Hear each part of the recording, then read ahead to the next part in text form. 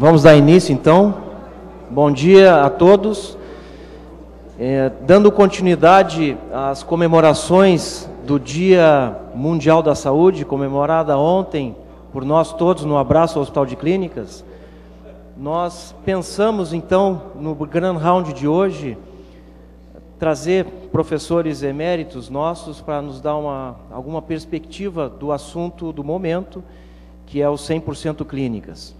Então, foram convidados 3 professores, o professor Jorge Gross, professor titular do Departamento de Medicina Interna, da Faculdade de Medicina, e professor do Serviço de Endocrinologia desse hospital, que nos brindará com as reflexões pessoais sobre o Hospital de Clínicas de Porto Alegre. No segundo momento, a professora Nadine, professora associada do Departamento de Medicina Interna, também, e coordenadora do GPPG, que nos dará alguma perspectiva assistencial e de pesquisa do Hospital de Clínicas. E, no segmento, o professor Mauro Chepelevski, que é diretor da Faculdade de Medicina, que também nos brindará com alguns comentários da importância do relacionamento do Hospital de Clínicas com a Faculdade de Medicina. Então, eu convido o professor Gross para nos iniciar os seus comentários.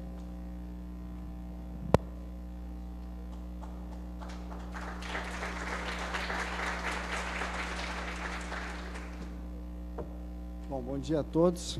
Foi um prazer e uma honra ter sido convidado para essa atividade.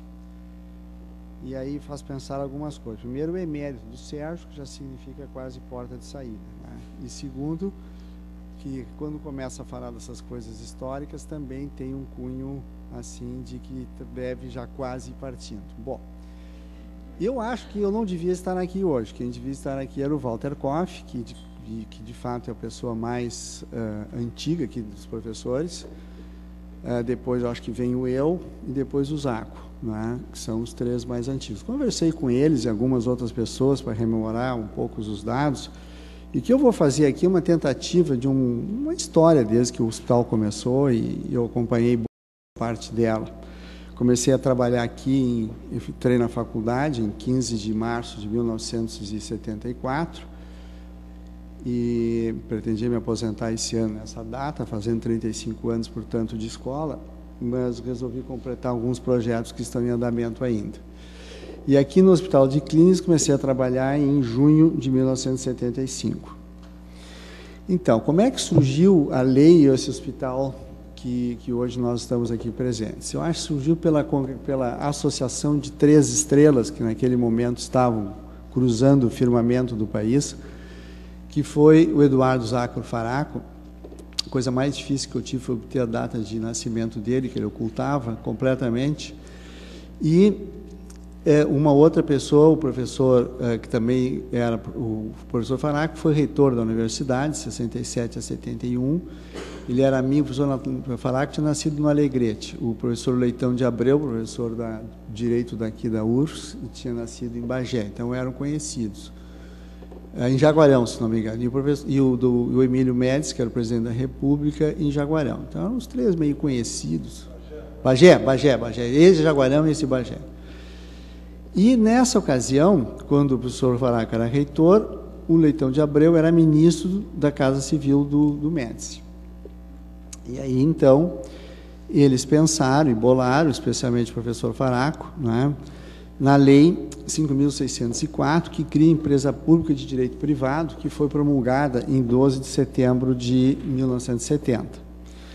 Essa lei, né, conforme ela está, né, o primeiro artigo diz assim, né, a empresa pública, né, olha o termo, é empresa pública, dotada de personalidade jurídica de direito privado, portanto, empresa privada, com patrimônio próprio e autonomia administrativa. Essa foi a grande vantagem, essas 3 palavras foi a grande vantagem do Hospital de Clínicas em relação a todos os outros hospitais universitários do país, o que tornaram esse hospital não só independente, com esse crescimento e essa pujança que hoje vocês veem. O outro ponto importante que eu extraí desta lei, eu acho importante mostrar a lei, porque foi ela assim idealizada pelas pessoas que imaginavam que isso se tornaria realmente uma coisa muito grande. Então, Que assado ele custa para voltar? Dá uma voltadinha ali que eu me passei aqui. Eu aperto, tá aqui, ó. Entre os objetivos, né, dessa lei aqui, existe de prestar assistência médica à empresa, dar a preferência à celebração de convênios com entidades públicas e privadas da comunidade. Quer dizer, assim, faz o que achar melhor, com várias, como se fosse realmente uma empresa que fosse fazer o melhor para o seu crescimento. Isso era a ideação da lei quando foi criada. E eu acho que não está... Vai passando para mim, então, o seguinte. Bom, então, quem era essa pessoa? Pode passar agora o seguinte. Quem era essa pessoa, Eduardo Faraco, né, que pensou nessa lei? Então, em 1976, quando foi reitor... Passa para trás ali. Isso. Quando ele foi reitor no período de 67 a 71. Ele tinha, naquela época, então, 52 anos, tinha uma clínica muito grande e praticamente abandonou a sua clínica para se dedicar à reitoria. E nesse período foi que foi criada a lei, e ele tinha feito na Santa Casa uma enfermaria chamada Cátedra de Terapêutica Clínica, que era uma junção do que se imaginava do melhor na época, que era a associação da pesquisa clínica com a atividade à beira do leito. Embora fosse uma disciplina, uma cadeira especialmente voltada para a cardiologia, metade dos leitos eram de medicina interna. E lá foi que eu tive a oportunidade de fazer o doutorando e o primeiro ano de residência junto com vários colegas. E, para você ter uma ideia da capacidade de produção desse grupo, né, liderado por ele, essas são algumas publicações que foram feitas em 64, portanto, assim, quase ele entrando na reitoria, que foram publicadas no Circulation, que continuava, naquela época também era uma revista muito boa, e hoje muito mais ainda, mas era uma revista de ponta, em que ele fazia estudos realmente pioneiros, né, utilizando os pacientes da enfermaria. Então, vocês veem outra publicação, utilizando a bradicinina, que havia sido descoberta há pouco tempo pelo Maurício Rocha Silva, de Ribeirão Preto, e que foi a base, depois dos inibidores da enzima conversora, né? E publicada no mesmo ano. E vocês veem aqui a preocupação já com o aspecto ético, né?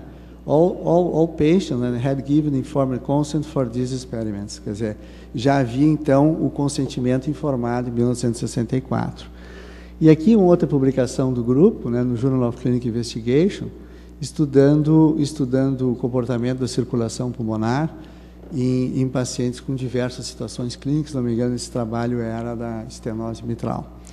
Bom, então, isso para ter uma ideia, né, da capacidade de produção científica, e isso há mais de 40 anos atrás. Naquela ocasião, então, foi promulgada a lei foi promulgada no dia 2 de setembro. E até então haviam feito já 2 ou 3 comissões para o hospital funcionar, e que as coisas não andavam. Aí, então, muito dessas histórias eu vi que ele me contou. Fui muito ligado ao professor Faraco durante muitos anos, né, inclusive nos seus últimos anos, e muito dessas histórias eu ouvi várias vezes. Então, esse grupo de trabalho foi criado por ele menos de um mês depois de promulgada a lei, e que englobava vários professores da Faculdade de Medicina, né, da Escola de Enfermagem, Escola de Professor da Arquitetura, Vera Fabrício, né, e que foram as pessoas que realmente fizeram o primeiro regimento do Hospital de Clínicas, como ele ficou durante muitos anos e funciona basicamente hoje em função desse regimento. Então, vocês veem a criatividade daquelas pessoas naquela época de formarem esta base. Vários deles depois ocuparam cargos importantes, né, o Albuquerque foi presidente anos, o Brantano também foi, e a Maria Helena foi coordenadora da enfermagem, e a Vera trabalhou aqui décadas, né? Bom, o primeiro presidente, então, foi o Milton Dias, designado pelo reitor. O Milton Dias era professor de engenharia, ele tinha uma empresa de hidráulica, eu acho que ele tinha feito várias das instalações hidráulicas aqui no hospital. E ele teve 3 vice-presidentes, o Flávio Freitas, depois o Tirso Monteiro, que era da urologia, e o Mário Balvê, que era da gastroenterologia. E o VPA dele sempre foi o Vitório Balestrin. E teve duas coordenadoras de enfermagem naquela época, né? A Vani e a Maria Helena Neri. E o Hospital de Clínicas iniciou suas atividades primeiro em fevereiro de 71, mas não ainda como Hospital de Clínicas. E foi um ambulatório de dermatologia que veio da Santa Casa, com o professor Clóvis Bopp, que trabalhou um tempo aqui, mas como atividade do Hospital de Clínicas, mesmo como entidade de direito privado autônoma, foi em fevereiro de 72, foi criado um ambulatório e foram contratados médicos para esse ambulatório. Vários desses médicos eu acho que encontram-se ainda, né? Ainda encontro aqui trabalhando lá na área da medicina interna, eu acho que é a Ana Bianchini, não sei se está isso, saiu faz pouco. O Ribeiro deve estar lá ainda, há poucos dias eu vi o Ribeiro saindo. E, curiosamente, a primeira consulta foi da endocrinologia, que tinham 3 médicos contratados, o Arão Utz e o Jacomete eram os médicos contratados. E eu acho que isso já era uma visão, né, uma premonição de como depois a endocrinologia se desenvolveria anos depois nesse hospital. Em março de 72, foi a primeira internação na medicina interna. Foi colocado um 4º andar norte, os primeiros residentes vieram da enfermaria 38, da Santa Casa, o professor Faraco, vieram da enfermaria 29, o professor Rubens Maciel, e um 5º residente, não me lembro de onde, qual era a enfermaria que ele fazia parte. E um desses residentes era o Zago, né, faziam parte da mesma turma, nós formamos em 70, 71 fizemos residência na Santa Casa, 72 eu fui para Ribeirão Preto, e o Zago, o Jucá e a Neura Córdova, que eram os meus colegas residentes, vieram para o Hospital de Clínicas. Em maio de 72 foi instalada a cirurgia no 3º andar norte, e a primeira cirurgia foi da urologia, né? O Koff diz que é uma varicocele, o Moreira diz que é uma hidrocele. Então, é uma discussão entre eles. No ano seguinte, no período seguinte, então entrou o professor Balvé, que era vice-presidente médico, e passou a ser o presidente do hospital. O professor Balvé morava aqui na frente, então ele passava todo dia aqui dentro do hospital. O VPM dele foi o professor Carlos Cuervo, da cirurgia, o VPA Leonel Oliveira, e a enfermeira era a Sandra Mendes, que ficou também muitos anos aqui. Nessa época, começou já a haver uma estruturação que chamava-se Grupo de Medicina Interna e Especialidades Médicas, Grupo de Cirurgia e Especialidades Cirúrgicas, que, teoricamente, deviam ser os 2 chefes de departamento, de cirurgia e clínica e de medicina interna. Mas poderia não ser os coordenadores. Idealmente, deveriam ser. E, nessa época, eram. Aqui era o professor Mariante, né, que eu me lembro, e esse aqui eu não me lembro quem era, talvez o Tirso Monteiro. Nesse período, o hospital foi um momento de expansão do hospital. Nessa época eu já trabalhava aqui, pude assistir, foi o tratamento centro intensivo, que foi feito no 13º andar, e naquela época tinha um anfiteatro ali como esse, que a gente era um anfiteatro que depois virou um museu das coisas do hospital, no 13º andar. Foi feito primeiro o centro obstétrico, a pediatria veio aqui para o hospital, e foram construídos ambulatórios do subsolo. Esse é onde estão a zona 15, 16, 17, 18 e 19. Como o Ivo Kuller era diretor da Faculdade de Medicina, então o otorrino tinha ficado com uma área maior. E eu me lembro que eu discuti junto com o professor Rubens Maciel, nós tentamos e cravamos então a zona 16 de muita briga, de muita discussão. Eu auxiliava o professor Rubens Maciel, que era o coordenador da medicina interna, e nós conseguimos encravar a zona 16 ali naquele ambulatório. E ali, então, ficou dividido a medicina interna, né, que era na parte da manhã, e depois passou à tarde, e as especialidades na área da manhã. E aqui uma coisa cômica, né, os novos elevadores, que o professor Balvé dizia assim, olha, eu sempre quero mudar os elevadores, não consigo, eram horríveis, faziam uma barulheira, ia descendo, descendo os andares, eram muito ruins e feios, os elevadores do canto não existiam, então era tudo no meio. E ele disse assim, eu vou separar cada reunião onde se discute o orçamento do hospital, eu vou separar uma quantia para mim, vou separar que é para comprar os elevadores, porque sempre dizem que nunca tem dinheiro para os elevadores. E, de fato, quando ele terminou o mandato, ele conseguiu implementar os elevadores, que hoje estão aí, foram reformados várias vezes, mas foi ele que construiu isso graças ao empenho pessoal nessa parte. No mandato seguinte, entrou o professor Loreno Brentano, da cirurgia, o reitor nessa época era o Eli Macarte Moreira, e que designava o presidente do hospital. E nessa ocasião eu tive a oportunidade de participar dessa administração, ela foi bastante intensa, né, criativa e também, eu diria, um tanto turbulenta. E nessa ocasião eu fazia parte do grupo de medicina interna, eu era o coordenador, vinha substituir o professor Rubens Maciel, que me ficou um momento muito difícil de sentar na cadeira dele, que era um grande professor.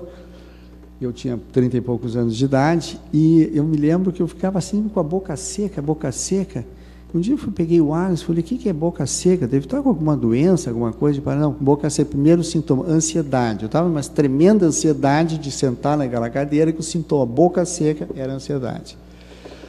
Bom, enfim, o Walter Koff era aqui do grupo da cirurgia, e nós, então, começamos a fazer algumas mudanças e ampliações. Nessa época, eu tive a oportunidade de trabalhar com o José Baldi, que estava em Miami para um estágio. Ele chegou, já estava organizado o grupo. Então, trabalhamos junto durante muito tempo, e foi momentos de, digamos assim, amor e ódio, ou brigas e realizações, mas fizemos muitas coisas juntas, boas, que hoje estão ainda presentes.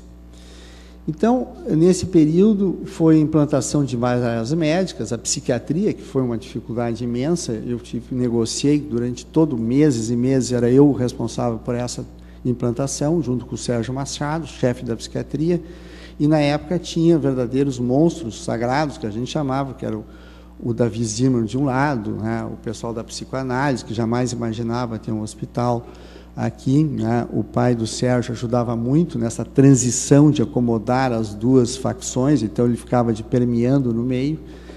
Depois se fez a unidade de cuidados intermediários, no 9º andar, né, se juntou o departamento de ginecologia e obstetrícia, que eram separados, serviços, fez uma emergência externa. A emergência externa era fechada, era só para o hospital, ali no fundo, onde é o CCA hoje. Ela passou aqui para frente, só que ela paga.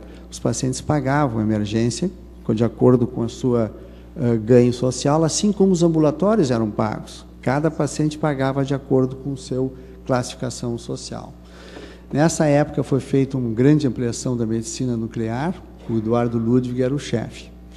E a coisa, talvez, eu acho, assim, uma das coisas muito importantes que se fez, e que teve um grande papel do Baldi, né, Baldi, do Raul Rembe, e eu juntos trabalhamos muito, e com muita discussão e muita briga. Eu acho que eu devo ter envelhecido uns 10 anos nessa fase aqui, porque eles eram extremamente impositivos, e quem tinha que executar as ordens deles seria eu. Então, nós conseguimos dividir e organizar os serviços na internação, porque não havia o serviço, as pessoas trabalhavam ao longo dos andares, então tinha médicos nos andares, não tinha serviços estruturados, tinha um serviço, mas não eram estruturados. Então foi feito então um serviço que tinha um chefe, já havia, porém em internação, ambulatórios e consultorias. E aí então foi feita uma mudança ampla, muito grande, que foi uma trabalheira imensa nesse período de tempo, e se implementou. Hoje, exatamente a estrutura que tem hoje. Metade dos leitos era medicina interna, metade dos leitos era especialidade. Então, vocês imaginam as brigas com os chefes das especialidades, como o Jó, como o Faraco, como o César Costa, como todos esses aí, né, que aquele guri chato estava tentando mudar uma coisa que funcionava bem há muitos anos. Depois, o Brentano criou o Fundo de Incentivo à Pesquisa, que foi uma coisa extremamente criativa e muito boa, melhorou o grupo dos sistemas da computação e criou a revista do Hospital de Clínicas da FAMED. O primeiro editor foi o Nilo Galvão, e hoje a Sandra Silveiro é a editora, que está quase igual ao New England, pelo menos no aspecto. No ano seguinte, no período seguinte, entrou o Carlos César Albuquerque, vice-presidente César Costa, o Carlos Franciscone, que na época era com I, e a Sandra Mendes. Nesse período, tranca de vez em quando, posso passar o seguinte? Nesse seguinte foram feitas reformas e ampliações, os 2 anfiteatros, esse e o Baldi, reformas no bloco cirúrgico, centro obstétrico, e a emergência foi aberta para o povo, porque aí então entrou o sistema SUS e começou a emergência. E aí o problema do caos do NASE começou nessa época, o que a gente já antevia que ia acontecer, mas não tinha solução. E na gestão seguinte, o VPM do Carlos César foi o Pedro Gus, o Alceu e a Sandra Mendes. Nessa época, por sugestão do professor Dick e primeiro o professor Guerra, Diácono, que era o reitor, depois o Guerra foi para o CNPq, e o professor Dick, como vice, assumiu a reitoria. Insistiu na criação de um grupo de pesquisa. Foi uma coisa difícil, ninguém acreditava nisso, nem eu mesmo, e nem o Albuquerque. Então foi criado o grupo de pesquisa, em que no início ele ocupava uma sala ocupava virtualmente junto com o serviço de endocrinologia no 6º andar, sem secretária, sem nada, Aí o professor Faraco me cedeu uma das que ele tinha trazido da reitoria e começamos a trabalhar no grupo de pesquisa. E aos poucos foi crescendo, e aí mudamos para essa época que era o aquário, que era dividido com a farmácia, dividido com a Joelci, que é uma também das mais antigas, que era da residência. Então eu fui ocupando, fui me expandindo ali naquela área aos pouquinhos, e o grupo de pesquisa foi crescendo. Sei que um dia o Albuquerque, sei lá o que aconteceu, ele e o Goldin se discutiram, porque o Goldin estava do lado da sala do Albuquerque, era assessor, e o Goldin dava muita consultoria para as pessoas de pesquisa. Aí o Albuquerque me chamou e disse assim, por favor, encaixa o Goldin lá no grupo de pesquisa, não sei como. Aí o Goldin, graças a Deus, foi lá para o grupo de pesquisa, eu precisava de pessoas, e aí fizemos uma amizade duradoura que até hoje persiste, né, e muito criativa. Naquela época, né, eu acho que foi obra do Goldin, não me lembro mais de quem, eu acho que talvez eu tenha participado um pouco, mas não me lembro muito, Comitê de Ética em Pesquisa. Na época trouxemos a faculdade, que estava lá no porão da Faculdade de Medicina, nós trouxemos aqui onde é o SAMES, a biblioteca da faculdade. Isso é extremamente importante, porque não tinha o Abílio ainda não estava na CAPES, não tínhamos ainda os periódicos CAPES. Então as revistas tinham que ser buscadas diretamente. Então, conseguimos trazer a biblioteca para cá e contratar uma bibliotecária. Então, isso foi uma tarefa imensa também, porque ninguém queria se mexer de onde estava. E outras coisas foram feitas nessa primeira etapa, na segunda etapa do Albuquerque. Aqui um exemplo, né? Depois descobri isso no livro agora do hospital. Aqui o Albuquerque, bem magrinho, Goldin, aqui, ó, barba preta, cabeludo. E eu aqui do lado com bastante cabelo e 20 anos mais moço, né? No outro período do Albuquerque, ele teve 2 vice-presidentes, o Sérgio Benda Barreto e depois o Sérgio Pinto Machado. Que nesse intervalo aqui, o Albuquerque me convidou para ser vice-presidente. Eu digo, Albuquerque, eu não gosto dessas coisas aqui, mas eu vou te dizer, um cara muito bom, que me ajudou muito na implantação da psiquiatria, que é o Sérgio Pinto Machado, que trabalhava junto no comitê de ética do coisa. Então, foi indicado o Sérgio como vice-presidente, e que eu sei que o Albuquerque demorou, mas não passa aqui a coisa. Isso. Aí foram feitas mais ampliações, eu me lembro da forma do serviço de ortopedia, que está lá até hoje, do Lúcio Bacos, ali na dermatologia, que foi criado, e o novo CCA. Aí, então, na parte seguinte, começou o Sérgio Machado, o Carlos Prompt, né? A Temes já foi para o grupo de pesquisa.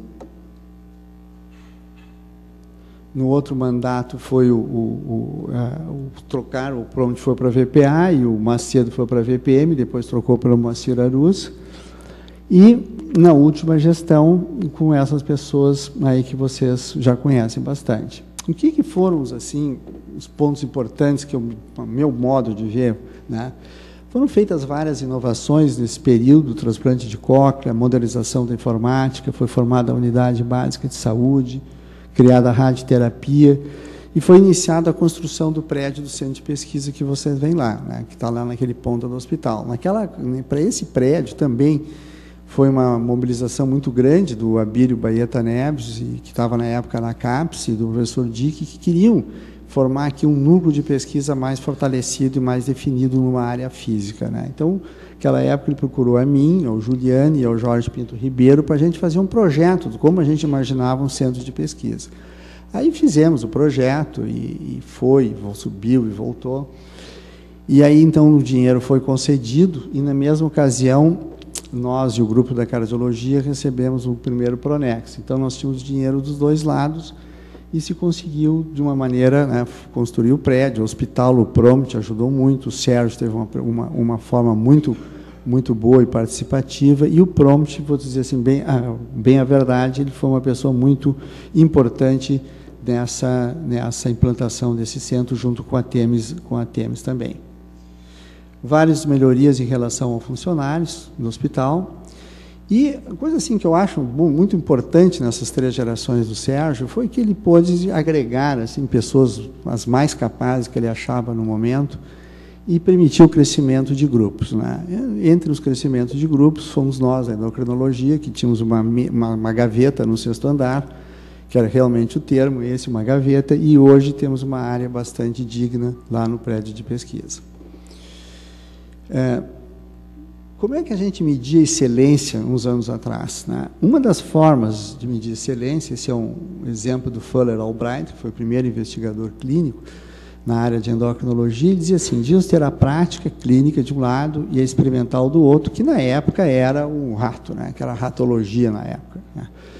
E que, juntando os dois, não chegaríamos à excelência, né? Posteriormente, se mudou que a excelência devia ser os 3 P's, né? O primeiro P do projeto, em que, obviamente, nós temos o nosso projeto aqui, que é uma assistência de ponta, uma assistência do melhor que se pode trazer, tecnológica e de qualidade para os nossos pacientes, né? Um ensino inovador, um ensino criativo, né? Que junto não só com a ciência, mas um pouco da arte da medicina, e a pesquisa, que além do novo, ela também melhora a qualidade de vida do paciente. Eu acho que esse é o projeto do Hospital de Clínica desses últimos anos, que tem se perpetuado e formatado de uma forma bastante eficaz.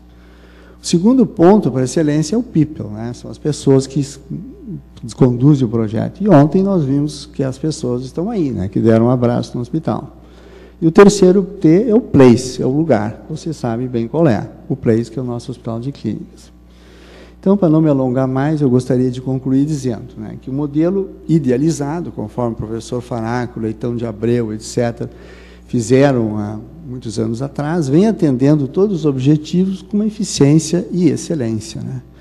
E como diria a Cristiane Leitão, que trabalha conosco lá, não se mexe em time que está ganhando. E, portanto, eu deixaria as coisas como estão.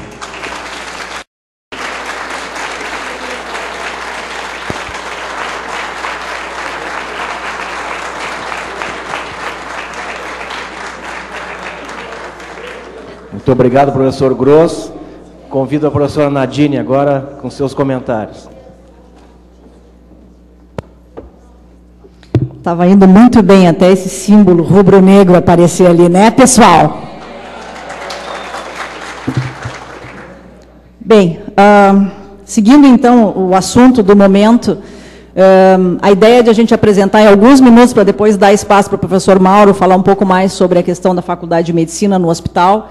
Por que nós gostamos tanto de trabalhar aqui, né? Por que a gente tem esse orgulho? Por que a gente foi ontem torrar no sol ali, ao meio-dia, fazendo esse movimento na nossa cidade?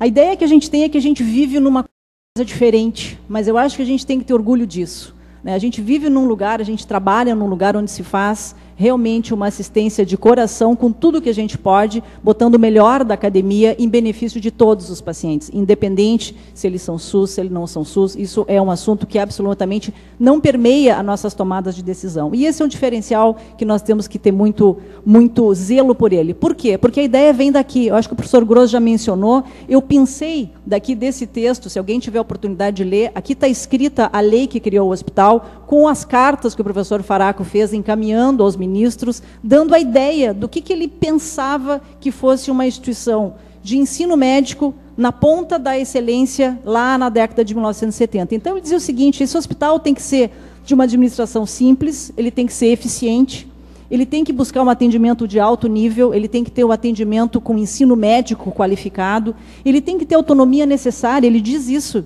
sem as limitações de outros órgãos públicos. Ele já sabia naquela época que a coisa da máquina pública atrasa o desenvolvimento e a modernidade, e lá pelas tantas ele diz, sem essas possibilidades, essa empresa se burocratiza e emperra. Portanto, ele propõe que o melhor modelo é aquele que o professor Gross mencionou. Do ponto de vista jurídico, uma empresa pública de direito privado que está sustentado nessa lei de criação. Portanto, não há nada errado com aquilo que vem sendo feito aqui desde 1970, baseado nesses princípios que tem uma lei que passou no Congresso Nacional, que é essa que o professor Gross mencionou, que tem lá no seu artigo 2 a questão de contemplar atendimento a pacientes da comunidade e pacientes que venham com entidades privadas e de convênios para o pagamento da sua assistência.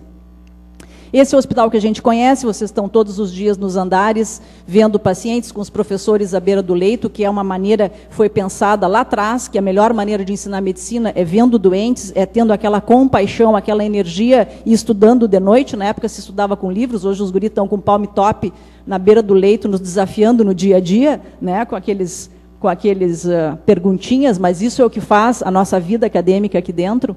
A residência é uma coisa muito viva, e que eu acho que o modelo da residência do Hospital de Clínicas também é um orgulho para todos nós. Ela vem sendo lapidada ao longo dos últimos anos, e a gente tem mais de 340 residentes com várias especialidades, numa prova disputadíssima, e com mais de 230 professores da Faculdade de Medicina exercendo a preceptoria com os residentes a qualquer tempo, a qualquer hora, de segunda a segunda, ou no celular, ou aqui, ou fazendo round, feriado. Vocês sabem que é assim que funciona essa residência, e nós temos muito orgulho dela. Nós temos também o ensino de pós-graduação, que qualifica e que nos traz as perguntas de ponta e que insere os nossos alunos de graduação dentro dos projetos de alunos de mestrado e de doutorado, nos modelos de iniciação científica, desde cedo lapidando aqueles talentos que depois vão se tornar professores melhores do que nós no futuro, de preferência. Nós temos, então, 9 programas de pós-graduação funcionando aqui dentro, todos eles com notas da CAPES em torno de 4 a 6, a nota vai de 2 a 7, e realmente nós achamos que nós temos aqui modelos excelentes de pós-graduação, abertos, com provas públicas, mas que são absolutamente capazes de qualificar a nossa inteligência dos nossos alunos. Como é que vai a assistência, então, dentro desse modelo? Isso aqui é só uma Sorbonne, ainda por cima acham que a Sorbonne é uma escola de medicina, é um grande engano, né? A Sorbonne não é uma escola de medicina, mas nos apelidam aí fora de Sorbonne, vocês sabem disso. Pois bem, a Sorbonne, ela atende muitos pacientes, né?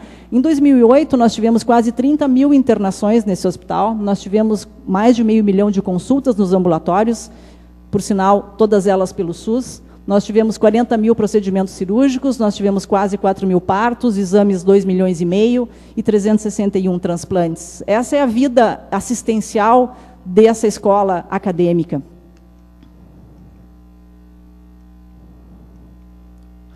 Como é que vai a pesquisa no dia a dia e no par e passo dentro dessa estrutura? O professor Gross mostrou, o GPPG foi criado em 1989, começou com uma salinha pequenininha, hoje vocês sabem, tem uma estrutura razoável, mas mais do que isso, né, nós temos aqui a responsabilidade de conduzir e avaliar, por exemplo, em 2008, 701 projetos que passam nas nossas reuniões de comissão científica e comitê de ética. Nós temos mais de 11 mil consultas de pesquisas realizadas no nosso hospital, e exames de pesquisa, vocês veem ali, quase 50 mil exames. Então, é um processo vivo e crescendo dentro de uma estrutura que atende os pacientes, muitos deles envolvidos em projetos de pesquisa, o que certamente qualifica as nossas tomadas de decisão lá na ponta de todo paciente que vem nos procurar aqui. Como é que é isso do ponto de vista de custeio, né? Acho que tem a questão de atender e de fazer o melhor, a questão romântica, idealizada da medicina, mas tem a questão de sustentar isso. O sonho tem que ser sustentável. Então, aqui são alguns dados para vocês do que foi a produção em termos de faturamento em 2008. Então, aquelas 25 mil internações pelo SUS, perfazendo 88% de todas as internações do hospital, em convênios 3.051 delas, 10,46. Abrindo aqui quais são os convênios que nós atendemos aqui. Aqui com asterisco, Unimed, 37%. Muitos desses pacientes são pacientes oriundos do plano de convênios da Unimed, dos funcionários, que foi uma conquista dos últimos anos, e que, por sinal, ela é, para e passo, uma coparticipação de gestão do Ministério da Educação, que aporta recursos nesse convênio. Os convênios públicos aqui, 52%, emblematicamente o IP, né, de funcionários do Estado, e outros perfazendo a minoria. E pacientes privados mesmo, aqueles sem convênio, esse é uma minoria, foram 328 internações. Então, toda essa celeuma em que nós temos que estar aqui nos desgastando, faz agora 3 meses que nós estamos lidando com esse assunto dessa ação do Ministério Público, por conta de, talvez, 328 internações de pacientes privados. Será que isso é justo? Do ponto de vista de pesquisa, algumas internações, perfazendo, então, 29 mil internações em 2008 no Hospital de Clínicas. A outra produção de riqueza que a gente gosta de mostrar também é o que se produz em ciência. E nós medimos isso, né? Nós medimos aqueles artigos que são publicados pela nossa comunidade acadêmica com o selo em que aparece o Hospital de Clínicas, pelo menos na sua folha de rosto, e a gente acompanha e vê com alegria que a gente vem produzindo mais, pelo menos o nome do nosso hospital aparece mais, e essa produção é oriunda do quê? Dos professores, dos médicos contratados, dos alunos que exercem e fazem a sua pesquisa dentro do Hospital de Clínicas, e isso é algo que realmente tem um valor inestimável. O que essa ação do Ministério Público realmente é? Alguns de vocês já viram esse slide, nós estamos aqui tentando mostrar qual é a linha do tempo que nós estamos avaliando nesse momento. Em 93, começa o Ministério Público questionando esse modelo de gestão do Hospital de Clínicas. Em 2004, vem esse contrato de gestão, que nós vamos ver agora em detalhes, que foi assinado em outubro de 2004. Em 2006, o Ministério Público questiona a maneira de conduzir, como o hospital está atendendo às regras do contrato. Em 2008, vem um acórdão do Tribunal de Contas da União, ao qual o Hospital de Clínicas tem que prestar contas e aprova as suas contas anualmente, e reitera que, sim, esse é um modelo válido, um modelo legal, que não fere nenhum preceito. Em 2008, no final de 2008, vem essa ação, chega no nosso colo agora em janeiro de 2009. O que é esse contrato, então, que foi feito? Isso é amparado numa portaria do MEC de 2004, de certificação de hospitais de ensino. Houve uma cerimônia aqui em outubro de 2004, com o Ministro da Educação e Ministro da Saúde, e que tem um contrato com o gestor municipal, que na sua cláusula segunda diz exatamente isso. Aqui está o ponto dessa celeuma toda. Leiam comigo, onde diz aqui que nós temos que destinar 100% dos leitos do Hospital de Clínicas para atendimento ao SUS? Não diz isso. Diz que o hospital deve, em 4 anos, após a assinatura do presente termo, colocar à disposição do SUS 100% destinado à assistência. E quais são os instrumentos que regem esse contrato? Não é internação. O que rege esse contrato são pactuação de metas ambulatoriais e serviços assistenciais, que eu vou mostrar em seguida para vocês como isso funciona. Então, naquilo que foi pactuado nesse contrato de consultas, internações, cirurgias e exames, a gente observa que houve um crescimento de 2003, antes da contratualização, para 2008, em todos esses itens, considerando especificamente cirurgia e exames, algo em torno de 30%. Olhando, então, cada uma dessas metas para os seus números, se nós imaginarmos nessa linha vermelha 100% daquilo que foi pactuado, o hospital produziu acima disso. Quem paga isso? Nós. Porque, na verdade, esse contrato, ele paga até aqui. Tudo que é produzido a mais fica por conta do Hospital de Clínicas, que paga com o quê? Com as suas verbas próprias, porque o SUS vai até aqui nesse contrato. O hospital não vai parar de atender, o hospital não vai fechar. Ah, não, eu já atendi a minha teta de consultas, já cheguei a 100%, eu vou parar de atender, chegou perto do final do mês, eu não vou mais atender paciente. Então, essa é a lógica desse contrato. Nós seguimos trabalhando, seguimos crescendo, independente de sermos ou não ressarcidos. E o que acontece em 2007? Em 31 de janeiro, o professor Amarílio encaminha uma documentação ao gestor municipal, dizendo, olha, nós estamos aqui avaliando o que nós fazemos, uma gestão responsável do que se produz, e nós estamos identificando que nós precisamos ajustar esse contrato. Nós queremos continuar produzindo mais, mas que pelo menos nos paguem mais. Isso foi em janeiro de 2007. Isso não teve resposta. Por quê? Porque não existe dinheiro.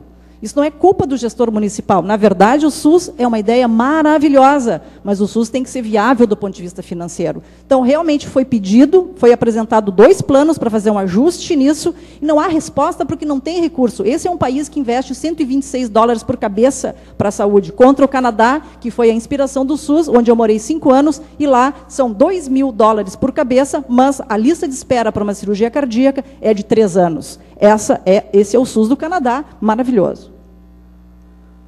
O que a gente também tem de riqueza e que a gente consegue evoluir na gestão? A gente produz pesquisa, pouquinho, né? 600 mil em 2008, e essa verba da pesquisa, agregada ao FIP, ela é reinvestida em apoio a projetos acadêmicos. Isso faz parte da autonomia administrativa e universitária que nos identifica de maneira única dentro do sistema de hospitais universitários. O investimento em pesquisa no hospital ele é crescente. Nós estamos agora numa fase final de construção de um novo prédio. O professor Gross mencionou o prédio do Centro de Pesquisa Experimental, que foi importantíssimo, e agora nós estamos na fase de fazer a construção do prédio de pesquisa clínica, que vai localizar todas aquelas consultas e atendimentos de pesquisa clínica. Isso vem da onde? Vem com verba, sim, de editais que nós ganhamos, com toda a inteligência dos professores e dos nossos pesquisadores ganhando editais, mas também tem aqui 20% de recursos próprios de um prédio que está orçado em torno de R$7 milhões. Isso por quê? Porque nós temos autonomia de gestão para decidir o que fazer com o dinheiro do nosso caixa. Do ponto de vista de responsabilidade com o tipo de pesquisa que se faz, esse é um diapositivo do Ministério da Saúde, do DECIT, mostrando que o Hospital de Clínicas ranqueia em primeiro como hospital universitário, produzindo pesquisa que qualifica o SUS. Esse é o nosso ciclo de atividade no nosso dia a dia aqui. Nós vamos com vocês ver pacientes, nós questionamos as nossas práticas, nós inventamos um protocolo, pensamos num projeto de pesquisa, orientamos o mestrado, o doutorado, isso se transforma depois num protocolo, ou durante o doutorado, o mestrado, um protocolo, protocolo, isso qualifica a nossa assistência. Portanto, os nossos recursos próprios, com iniciativas da academia, fazem com que o hospital tenha um elenco de ações assistenciais que são diferentes dos outros hospitais públicos e universitários. Aqui tem uma listagem de vários deles, eu não tenho muito tempo para passar por todos, mas eu selecionei 2 deles, que eu acho que são muito emblemáticos, que refletem o investimento próprio do hospital em cima de propostas vindas da nossa massa crítica de pesquisadores. Um deles é a questão da criação da unidade de ambiente protegido do 5º Andar Sul, que foi criado em 2007, completamente com recursos próprios do hospital, para pacientes com transplante de medula e neoplasias, com uma ultrafiltragem do ar e com uma equipe especializada. Isso se transferiu para um conhecimento do ponto de vista acadêmico. Essa é uma aluna de doutorado da professora Leila Moreira, que defendeu recentemente, mostrando que antes e depois da instalação dessa unidade, houve uma diminuição de episódios de neutropenia febril e uma diminuição de mortalidade que foi significativa. Isso é o que a gente quer. A gente quer investir, a gente quer fazer com que os pacientes fiquem melhor, e certamente isso aqui vai trazer uma publicação internacional para o grupo da professora Leila Moreira. A unidade vascular, né? Vocês lembram como é que era a unidade ou a emergência alguns anos atrás? O hospital tomou uma decisão estratégica de investir e construir, fazer uma reforma. Foi difícil, o professor Nazi botou mais cabelo branco naquela cabeça dele durante um bom tempo, mas finalmente está lá a unidade vascular, bem organizada, com protocolos, e lá se criou o protocolo de atendimento ao AVC. Como é que era o atendimento AVC antes da criação da unidade vascular, até 2005? Levava 12 horas para o paciente chegar com uma suspeita de AVC para ganhar AS ao final dessas 12 horas. Como é que é hoje, a partir da instalação da unidade vascular? Em mais ou menos 45 minutos, segue um protocolo, uma rotina de atendimento, e ele é provavelmente elegível para receber trombolítico. Quem paga o trombolítico não é o SUS, é o Hospital de Clínicas, porque o SUS ainda não acha que é custo efetivo pagar trombolítico. Mas o hospital tem recursos, tem uma equipe que faz pesquisa, tem uma equipe que produz, tem a professora Sheila Martins, que hoje está lá em Manaus fazendo uma qualificação da rede de atendimento de AVC no Brasil. E tem mostrado que, desde que essa unidade foi instalada, mais de 100 pacientes foram trombolizados, e nós estamos aqui com dados no Hospital de Clínicas que são comparáveis a entidades que já utilizavam esse protocolo há mais tempo. Ou seja, nós temos perna para fazer, temos cabeça para fazer, mas temos que ter autonomia para poder tomar essas decisões. O que poderia acontecer se o hospital perder essa ação? Agora, alguma coisa de dinheiro, mostrando para vocês que dos 646 leitos que o hospital trabalha com o SUS, o faturamento, aqui já incluído 5 milhões dessa contratualização, foi de 99, o gasto para esses leitos foi de 108, o SUS paga menos do que a gente gasta, temos aqui um déficit de 9 milhões, com convênios e particulares, 103 leitos, tivemos um faturamento de 24, gastamos 14, sobra 10, no final das contas, o balanço foi não vermelho, não foi internacional, foi Grêmio, tivemos um balanço positivo de 1.200.000 aqui, com esse tipo de montagem. O que aconteceria se nós perdermos realmente essa ação? Então, nós temos aqui essas receitas do SUS, vamos dizer que a gente tivesse o incentivo da contratualização, que as procuradoras falam em 5 milhões, 20 milhões, não sei de onde é que elas falam isso, mas o incentivo seria em torno de 1 milhão a mais, caso houvesse esse 100% dos leitos SUS, que é o que elas entendem do contrato, não é o que nós entendemos do contrato. Os gastos foram de 108, o prejuízo projetado para 2009 seria de quase 8 milhões. Muito bem, nós estamos aqui numa gestão responsável, o hospital, desde a sua criação, nunca entrou no vermelho. O que nós precisamos fazer? Isso aqui é para 646 leitos, que são os leitos do SUS. Nós teríamos que buscar um ponto de equilíbrio em que houvesse um equilíbrio das contas. Para isso, nós teríamos que trabalhar com os 598 leitos, não 646 do SUS. Portanto, nem aumentar, botar os 103, ainda mais, cortar leitos do SUS para poder chegar num equilíbrio financeiro, porque a gente tem uma responsabilidade de fazer uma gestão que não seja temerária com o dinheiro. Isso significa o quê, né? Vem embutido nisso. Zero dinheiro para investimento, para repor parque tecnológico, não tem essa de querer ficar trocando aparelho de eco, aparelho disso, daquilo, não, vai tudo para a sucata, novos equipamentos, nem pensar, obras com recursos próprios, Quinto Sul, emergência, acabou, zero. A coisa vai ficar muito difícil.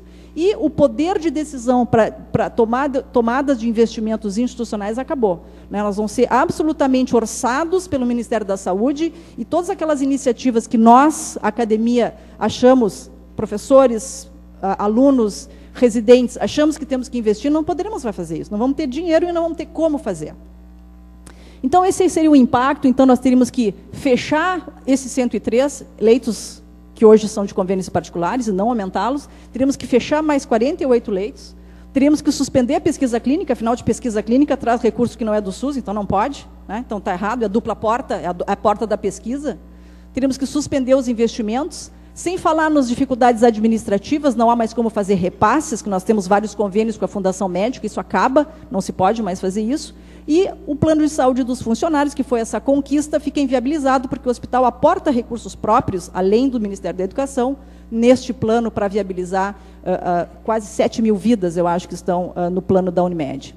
Então, esse é o nosso ciclo virtuoso, que nós somos orgulhosos dele, e eu acho que todos aqui entendem que nós estamos numa situação em que tudo isso está sob risco, daquelas pessoas que realmente não têm um entendimento completo do que se faz aqui.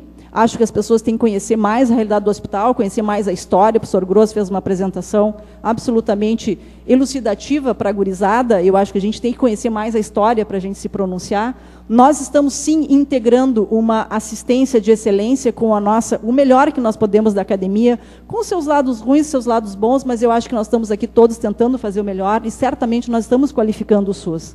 Então, por que manter esse hospital, né? Por que manter como funciona? Porque ele segue os moldes modernos da sua criação lá da década de 70, ele foi pensado assim, e nós estamos zelando por isso há quase 40 anos. Nós mantemos 90% das internações pelo SUS.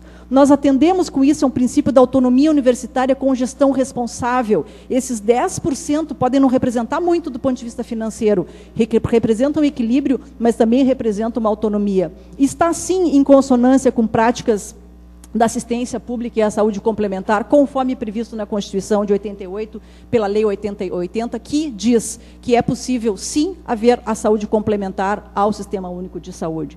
Como mantê-lo, pessoal? Acho que agora vem o professor Mauro, nós temos que continuar sendo o Hospital Escola de uma das melhores faculdades de medicina do Brasil. Isso ninguém nos tira. Isso é nosso trabalho do dia a dia com vocês. Nós temos que continuar sendo, sim, um centro de produção de pesquisa de altíssima qualidade, porque isso é indiscutível, e isso nós temos que não arrefecer nunca. Nós temos que continuar fazendo uma pesquisa que se autofinancia, diferente de todos os outros hospitais da rede. O pessoal vem aqui aprender, aqui a pesquisa se autofinancia, nós não oneramos o SUS, muito antes pelo contrário. Nós temos que ter sempre vocês nos criticando, fazendo com que o nosso pensamento acadêmico se volte para qualificar a assistência do SUS.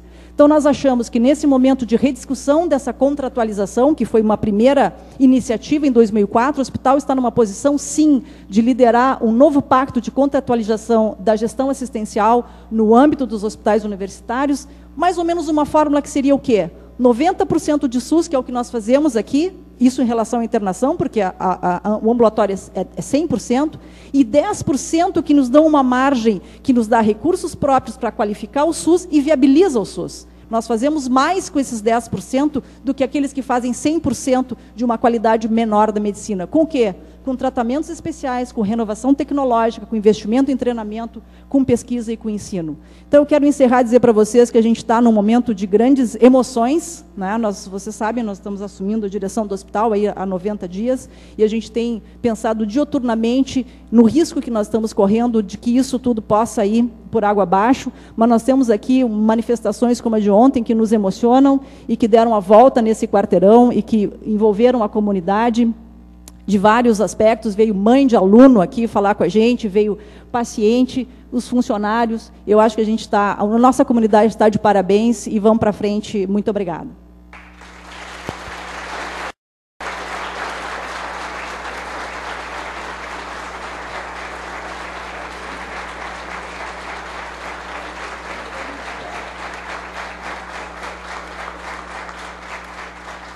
Muito obrigado, professora Nadine. Essa é a moção dos 100% clínicas, que nós estamos aqui hoje conclamando. Dando seguimento, então, ao nosso grande round especial, o professor Mauro Chepelevski, diretor da Faculdade de Medicina, com seus comentários. Bem, me cabe nesse final, e quero dizer a vocês que eu vou falar aqui como atual diretor da Faculdade de Medicina, mas também como um professor e um profundo conhecedor do sistema de saúde, de suas diversas facetas, em função da minha longa trajetória de atuação também nessa área, né? Acho que nós estamos num momento, efetivamente, de muita discussão, mas eu quero trazer a vocês aqui alguns aspectos importantes do que é a nossa tarefa docente nesse hospital. Primeiro, lembrar a vocês que o chamado conhecimento científico em saúde é certamente fundamental para a qualidade de vida e promoção da saúde. É muito importante a gente lembrar a independência intelectual do docente de uma universidade pública de um país em desenvolvimento que não depende de partido político, conotação religiosa, imposição de qualquer tipo de ordem. E isso pressupõe a função acadêmica do professor de medicina, centrado nas necessidades humanísticas das pessoas, do homem, da sociedade, e com capacidade constante de aprimoramento. Não é muito fácil cumprir, eventualmente, esse tipo de paradigma do conhecimento científico na medicina. Muito se fala na aplicação desses paradigmas em relação às diretrizes curriculares dos cursos de medicina. E muitas vezes se diz que um hospital universitário não combina com as diretrizes curriculares atuais dos cursos de medicina, que foram fundamentadas exatamente nas portarias ministeriais aprovadas pelo Conselho Nacional de Educação e pelo Ministério da Educação. O que é que dizem as diretrizes curriculares? Que, evidentemente, o perfil do formando em medicina deve ter uma formação generalista, humanista, crítica e reflexiva, mas deve estar capacitado a atuar, pautado em princípios éticos, no processo saúde e doença em seus diversos níveis de atenção. Diversos níveis de atenção. Com ações de promoção, prevenção, recuperação, reabilitação à saúde na perspectiva da integralidade da assistência, com senso de responsabilidade social, compromisso com a cidadania, promovendo saúde integral do ser humano. Muito bem. Competências e habilidades. Atenção à saúde, tomada de decisões, comunicação, liderança, administração e gerenciamento e educação permanente. Muito se fala, às vezes, no primeiro item, mas a capacidade de competência e habilidade que o aluno deve ter ao final do curso envolve, portanto, uma série de outras peculiaridades que às vezes a gente não lembra, especialmente a da administração e do gerenciamento responsável das instituições, dos recursos financeiros a ela aportados. Muito discutidos nesse momento. Eles fazem parte da formação médica. E aí a gente coloca, em geral, e poderia se modificar bastante, que os atributos do médico, né, envolvem várias dessas rodinhas, né, onde a ética, o compromisso social, a capacidade de comunicação, habilidades, a formação humanística, o conhecimento e a capacidade de resolução de problemas formam uma integração, digamos assim, do que significa o indivíduo ser, e eu estou aqui me referindo a um profissional de saúde, que é o profissional médico. O conhecimento médico, portanto, ele é, e a gente pode falar muito sobre isso, né, contínuo, indeterminado, humano, tecnológico, social, científico, evolutivo e assim por diante. Tem várias peculiaridades, onde a gente deve pautar sempre pela ética, a continuidade do conhecimento e assim por diante. E quando a gente fala de ensino médico, e talvez esse seja um segredo do nosso sucesso, se a gente conseguir ancorar um curso de graduação, e isso não é válido só para a medicina, né, num conjunto de ações que são a pesquisa, a administração, os programas de pós-graduação, a especialização, as atividades de extensão e a educação continuada, a gente está moldando um profissional habilitado para atuar na sociedade em que ele vai cumprir o seu papel. No momento que nós tiramos essa bolinha daqui, certamente esse indivíduo está dissociado de algumas ações importantes. Isso nós fazemos muito bem. Nós fazemos muito bem. E a integração da instituição hospitalar, ela está centrada em várias dessas ações aqui, em função da nossa longa trajetória, que foi a construção do que a gente chama de cenários de prática para a educação médica. Os cenários de prática definidos pelas diretrizes hoje priorizam a formação geral, mas, por definição, devem empregar o pensamento científico, devem oferecer experiência em diversos níveis de atenção, capacidade de resolução diagnóstica e terapêutica, é aquela coisa de ensinar, onde eu pressuponho que a pessoa tem uma doença, sonho com tratamento e, quando fecho os olhos, vejo o indivíduo curado. Só que ele morreu na semana seguinte sem nenhum tipo de assistência. Isso não é ensino médico de responsabilidade. A formação pessoal e humana diversificada é importante. É muito importante o contato com novas tecnologias, até para o desenvolvimento das suas aplicações, desenvolvimento na pesquisa e centrado no trabalho em equipe, que pressupõe sempre a formação das pessoas em toda a área da saúde.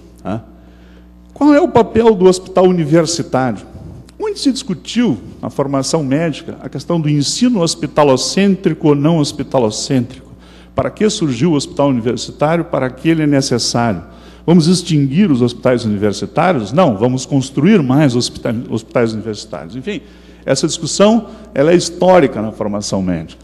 Mas o papel do hospital universitário é fornecer efetivamente uma estrutura funcional centrada no processo de ensino-aprendizagem. Parece muito fácil dizer isso. E eu reflito com vocês, nós temos quantos hospitais universitários verdadeiramente organizados funcionalmente no ensino-aprendizagem no estado do Rio Grande do Sul e até mesmo no Brasil? Muitos hospitais universitários não foram organizados com uma estrutura funcional para a prática do processo de ensino-aprendizagem. Eles foram adaptados para tal, mas não projetados para tal. São coisas absolutamente diferentes.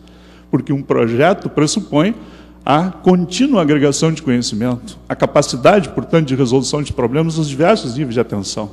Não é vergonha nenhuma nós tratarmos uma pneumonia. Agora, quando vier aqui a doença de Gaucher, qual é o tratamento diferenciado? Eu vou lembrar do convênio do paciente, do nível de assistência que ele recebeu? Para quem tem uma formação médica ampla, integral, não vai haver muita diferença nessas duas condições. Por quê? Porque o indivíduo sabe o que significa a resolução de problemas nos diversos níveis de atenção. Sabe mais ainda, analisar criticamente a tecnologia em saúde. Eu não vou biopsiar o fígado do paciente com a pneumonia, mas para isso eu preciso estar habilitado para identificar o tamanho do fígado, a hipoglicemia, assim por diante. Então, o hospital universitário deve oferecer um ambiente diferenciado para a pesquisa, que vai fornecer ferramentas importantes. Se discute aí a inserção social. Hoje não se fala mais muito nisso, eu até acho que foi um amadurecimento muito grande. Nós éramos questionados aqui, e eu tenho escrito isso, foi dito aqui onde eu estou nesse momento, que a pesquisa que nós produzimos aqui não está inserida na realidade social do Estado do Rio Grande do Sul. Foi uma das maiores heresias que eu já ouvi aqui, por autoridades na área da saúde. Se tem pesquisa inserida na nossa realidade social, é a nossa pesquisa. Eu já visto todas as questões que foram aqui mostradas. E, principalmente, a abrangência da atuação de um hospital. Qual é o limite da atuação de um hospital universitário? Qual é o limite? Não tem limite. A atuação é ilimitada. E aí nós temos a construção do sistema de saúde no Brasil, né? A Constituição definiu a saúde como um dever do Estado, portanto, definiu um sistema onde o nosso Estado brasileiro tem a responsabilidade de prover a nossa saúde. Mas definiu um sistema único que, na verdade, não é único, né? O nosso sistema único de saúde pressupõe um sistema público, assim chamado Sistema Único de Saúde, e a saúde complementar, definida em lei, um direito de todos nós como cidadãos brasileiros, onde as cooperativas de saúde existem, o seguro-saúde, e aí a gente lembra eventualmente de um banco, mas eu citaria aqui os acidentes de trabalho, os acidentes de trânsito, que todos nós pagamos, quando pagamos o nosso IPVA, por exemplo, envolve todos nós aqui na nossa saúde diretamente. E para tocar num ponto bastante polêmico, eventualmente, a saúde complementar pública chamada, né? Onde são carregados os recursos que nós pagamos, e vamos pagar agora esse mês um recurso muito alto, para financiar parte de convênios de instituições públicas, como o IP, a CACI, a Cefaz e diversas instituições. Os próprios colegas do judiciário não são atendidos pelo SUS, são atendidos por um convênio que nós pagamos, em parte, patrocinado pelo Estado brasileiro. Portanto, o Sistema Único de Saúde previsto no país envolve também recursos públicos destinados ao financiamento da saúde complementar pública, sim, senhor, aprovada no Congresso Nacional e orçamentada pelo Orçamento Geral da União. Quando a gente fala, então, de integração dos sistemas, há uma política e é possível o ressarcimento de custos. Poderíamos estar ressarcindo todos esses valores, mas será que há interesse? Vamos trabalhar nessa linha? E aí nós vivemos essa eterna crise de financiamento, onde os recursos públicos não são suficientes e se agregam, então, mais investimentos pessoais, familiares, etc., de pagamento. Agora, muitos recursos públicos são aplicados, sim, não no Sistema Único de Saúde, mas na saúde complementar pública, que é um direito de alguns, muito importante no país, oficial e orçamentado pelo governo. A nossa empresa pública de direito privado, já tão citada aqui, com agilidade administrativa, ela tem uma característica que às vezes não é muito lembrada. Primeiro, ela tem uma fiscalização pelos órgãos de Estado, TCU, CGU, Legislativo e Judiciário, contínua, constante, legal e obrigatória. Mas mais do que isso, como ela é uma empresa pública, ela tem a necessidade de um balanço financeiro anual obrigatório publicado na imprensa, no sentido de caracterizar a sua transparência. Eu convido vocês a buscarem nos órgãos de imprensa do país o balanço publicado dos outros hospitais universitários do Brasil. Vamos buscar aí os 50 e poucos hospitais, vamos ver o balanço publicado nos órgãos de imprensa, como é obrigação nossa aqui publicar também o balanço. Então, vocês vejam, a nossa fiscalização ela é muito maior. Nós temos a fiscalização da sociedade e temos a fiscalização de todos os órgãos públicos, né? E o fato de existir um orçamento independente e a qualidade assistencial reconhecida, é claro, nos traz uma característica importante que já foi aqui colocada, né? Agora, qual é a estrutura acadêmica? E isso eu queria colocar muito claramente aqui, porque às vezes a gente ainda é questionado sobre alguns desses pontos aqui. Primeiro, é muito importante que os professores de carreira da URGS aqui ingressem no corpo clínico do Hospital de Clínicas. E como é que se torna um indivíduo professor aqui? Ele passa na frente aqui, é convidado, entra e começa a ser professor aqui. Parece um milagre dos peixes agora, da Semana Santa, né? Quer dizer, o indivíduo, para ser professor aqui, ele precisa fazer um concurso público para ser o professor de carreira na universidade. Talvez um dos grandes momentos que ainda a sociedade brasileira preserva, que é aquela autonomia intelectual do indivíduo lá, que tem estabilidade, tem uma série de posições acadêmicas, que permite que o indivíduo possa ter a liberdade intelectual de questionar o dirigente e qualquer outra circunstância científica que for necessária. Para esse indivíduo entrar aqui no Hospital de Clínicas, ele precisa ser indicado para o corpo clínico pelo Conselho da Unidade da Faculdade de Medicina ou de outras unidades da URGS. E aí, ele vai ocupar a posição de professor aqui. A administração e chefias têm a sua posição acadêmica regimental reconhecida, como foi aqui colocado. Algumas prerrogativas dos docentes são regimentais aqui no hospital. Mas um aspecto que não é ressaltado é que, regimentalmente, é proibida a dupla contratação, é proibido o vínculo funcional do docente da URGS com a contratação pelo Hospital de Clínicas. Está no regimento da instituição. Um professor não pode ser contratado e um contratado não pode ser professor simultaneamente. Isso eu não estou dizendo agora, está naquela legislação aprovada no Congresso Nacional da criação do hospital. Portanto, não há dupla contratação de docentes e funcionários. E aí, quando a gente tem a atuação de docentes e alunos em todos os níveis, quer em ensino, pesquisa e extensão, esse ambiente permite bolsas em todos os níveis. Então, nós não podemos estigmatizar uma bolsa de extensão, mas deixar de estigmatizar a bolsa de pesquisa. Então, quando eu ganho uma bolsa de pesquisa, ela é válida, mas se o indivíduo desenvolve um projeto de extensão e ganha uma bolsa, mas aí ele está ganhando uma bolsa de extensão. O aluno ganha as 200 e poucas bolsas, está tudo em ordem. A bolsa de aperfeiçoamento do CNPq está tudo em ordem. Agora, se alguém ganha uma bolsa de extensão, aí não pode. Não, mas espera um pouquinho, vamos ter uma certa hipocrisia nas bolsas, né? As bolsas hoje estão definidas em lei e estabelecidas até na tabela do imposto de renda, que é um instrumento importante, às vezes, da legislação brasileira. Então, a concessão de bolsas em todos os níveis aqui é regulamentada pelo ensino, pesquisa e extensão e as normas vigentes. FINEP, CNPq, CAPES, universidade e assim por diante, né? E isso é usual no nosso sistema. Agora, qual é o problema que a gente vivencia em relação ao SUS? Entre as ideias, o SUS é uma instituição que nós devemos preservar e batalhar para o seu aprimoramento. Mas ela prevê uma referência geográfica municipal, prevê a contratualização de serviços com a prefeitura do local, eventualmente baseada em tetos municipais, a ausência de recursos para extrateto, que é o que a professora Nadine estava colocando, agendamento de procedimentos através de centrais de marcação e perda completa de autonomia para consultas, exames, internações e procedimentos. Então, criou-se um sistema de saúde no sentido de hierarquizá-lo, organizá-lo, etc. e tal. Mas ele tem uma série de dificuldades práticas, né? E quando a gente fala do Hospital de Clínicas e o sistema de saúde, nós vivemos, então, aqui um paradoxo considerável, que é a nossa autonomia acadêmica com a nossa dependência municipal.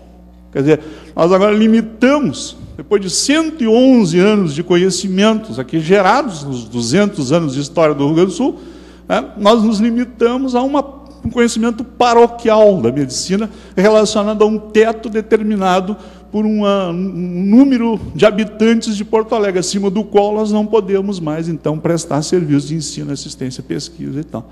Isso é de uma primariedade de raciocínio que vocês estão achando até graça, né?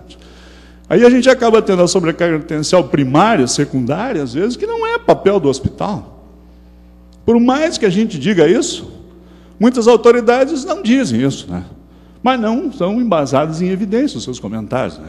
E a gente acaba tendo a emergência como porta de entrada, ou até a porta de saída, né? Porque, às vezes, o cidadão brasileiro, a única vez que ele foi atendido no sistema de saúde brasileiro, ele ficou 5 dias na emergência e morreu. Então, vai constar do registro a maca 132, não é um leito, né? Ele entrou e morreu no sistema, esse aí, na emergência, como porta de entrada, né?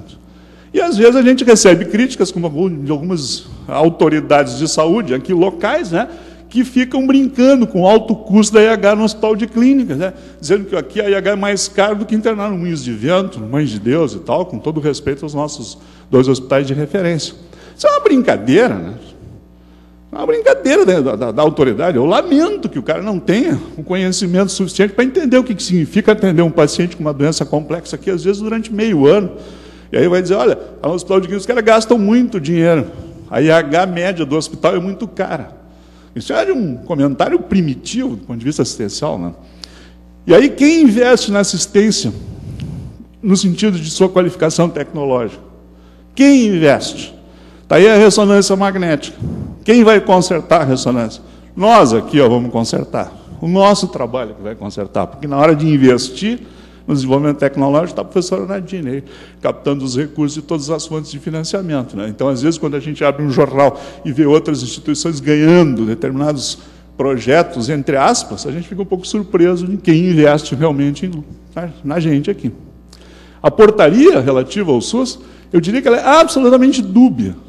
Essa portaria do 100% SUS, como foi aqui mostrado, porque ela sugere uma limitação de atendimento ao SUS e ao sistema de saúde brasileiro. Quer dizer, o cara criou uma... isso aí é tipo a tabela de juros que está numa legislação brasileira, que os juros do Brasil só pode ser 12%. Essa legislação aqui é parecida. Nós vamos proibir que os juros sejam acima de 12%. Com a saúde é mais ou menos parecido, né? Então, essa portaria ela é efetivamente dúbia em relação a isso, né? E, para terminar, o Hospital de Clínicas e a Faculdade de Medicina se confundem com uma conquista histórica aqui da sociedade gaúcha, né? Quer dizer, o hospital não é resultado da nosso desejo atual, né? É uma conquista histórica e longa, né? Tem um papel importantíssimo nesse cenário de ensino-aprendizagem, um modelo de contínuo aprendizado, um papel definido para alunos e doutorandos, e a gente diria o seguinte, que qualquer tipo de limitação de acesso significa limitação ao conhecimento. É inaceitável a gente municipalizar o conhecimento na área da saúde. Então, eu acho, e deixo grifado aqui, que é sim um direito universal de docentes e discentes, o direito seu de conhecimento, acima de tudo, em busca da melhoria das condições de saúde das pessoas e da sociedade. Esse direito ele está muito acima de sistemas ou proibições legais. A lei pode mudar, e muitas coisas não vão mudar na nossa independência intelectual. E o Hospital de Clínicas faz parte exatamente disso. Se um dia se sonhou com esse tipo de hospital aqui, ó, só para mostrar como eram os nossos sonhos, na década de 40, esse era um sonho, né? A gente construiu esse tipo de hospital, né, que vocês conhecem muito bem. Projetado, sim, para o ensino, né? Esse ambulatório aqui que o professor Grosso batalhou para que fosse lá da medicina interna, ele está projetado para o ensino, todo mundo sabe isso, e todo mundo busca exatamente isso, né? Agora, quando se compra equipamentos desse porte aqui, né, de onde vieram? Caíram do céu também, né? Fazem parte de projetos estratégicos que são aqui implementados, né? Laboratórios de qualidade, com equipamentos, alguns de milhares de dólares aqui, que fazem parte exatamente da nossa independência intelectual. Então, eu diria o seguinte, nós temos que continuar unidos à nossa família aqui, que envolve a medicina, as áreas da saúde, o Hospital de Clínicas, especialmente para defender a nossa independência intelectual e a nossa liberdade de desenvolvimento intelectual que permeia a nossa longa trajetória. E esse, sim, é, para concluir, o ponto mais importante na defesa do Hospital de Clínicas de Porto Alegre. Muito obrigado.